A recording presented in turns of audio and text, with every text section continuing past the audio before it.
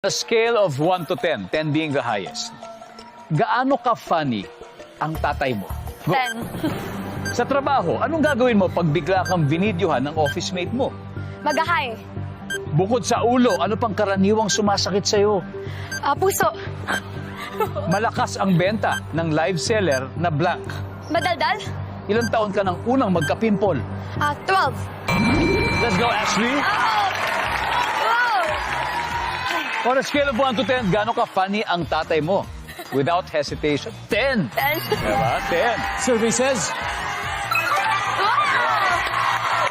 sa trabaho, anong gagawin pag bila kang binidyohan ng office mate mo? Magahay. Survey? Okay. Bukod sa ulo, ano pang karaniwang sumasakit sa'yo? Sabi mo, puso. Survey? Ay. Malakas ang benta ng live seller na, sabi mo ay, madaldal. Ang sabi ng survey? Okay. Ilang taong ka nang una magka-pimple? Sabi mo ay 12. Sabi ng survey? Wow. Okay. Ashley, good start. What a great start. Thank you Balik po. na tayo. Thank you. Let's welcome back Joaquin. Hi, Joaquin. Ashley got 89. It means that you need 111 more. Give me 25 seconds on the clock, please. Joaquin, here we go. On a scale of 1 to 10, 10 being the highest, gaano ka funny ang tatay mo? Go. 7. Sa trabaho, ano ang gagawin mo pag bigla kang binidyohan ng office mate mo?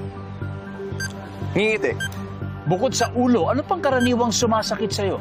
Braso. Malakas ang benta ng live seller na blank. Malakas boses.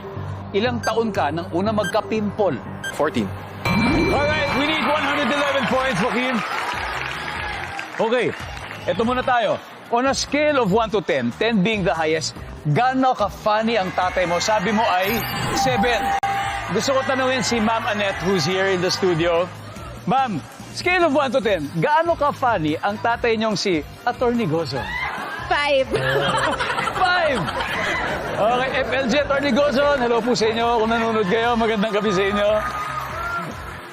Ang sabi mo 7, ang sabi ni Ma'am Annette ay 5, ang sabi ng survey ay 13. Top answer is 10.